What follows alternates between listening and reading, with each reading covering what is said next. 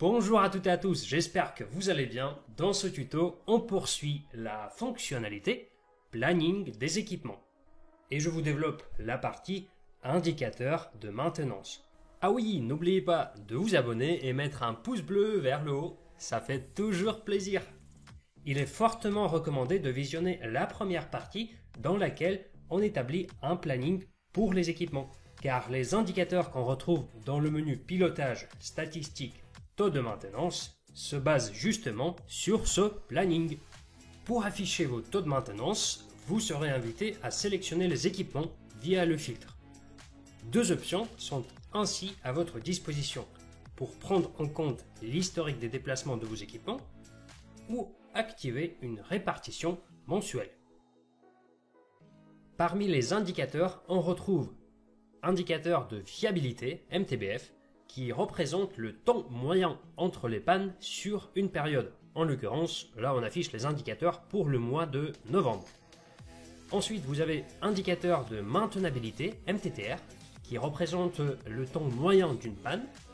Le taux de disponibilité, qui vous donne le pourcentage de disponibilité de l'équipement en question. Et le taux de panne, le pourcentage de temps de panne. Ces indicateurs sont calculés en fonction des durées prévues et effectives de fonctionnement, de panne et d'arrêt de vos équipements, ainsi que de leur nombre. Il vous est possible d'afficher toutes ces informations dans cette même liste en ajoutant les colonnes correspondantes. Par exemple, pour calculer le MTBF, l'indice de fiabilité, on divise la durée de fonctionnement effective par le nombre de pannes. Depuis cette liste, vous pouvez très facilement accéder au planning de l'équipement en question ou afficher la liste des pannes en utilisant les boutons correspondants. Il est également possible de générer un PDF qui vous donne un aperçu graphique pour chaque indicateur,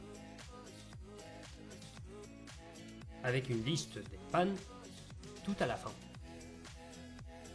Je vous ai parlé de la répartition mensuelle en début de ce tuto. Elle permet d'afficher le taux de maintenance sur chaque mois pour la période sélectionnée. Pour avoir un rendu plus lisible, n'hésitez pas à utiliser le regroupement par une ou plusieurs colonnes.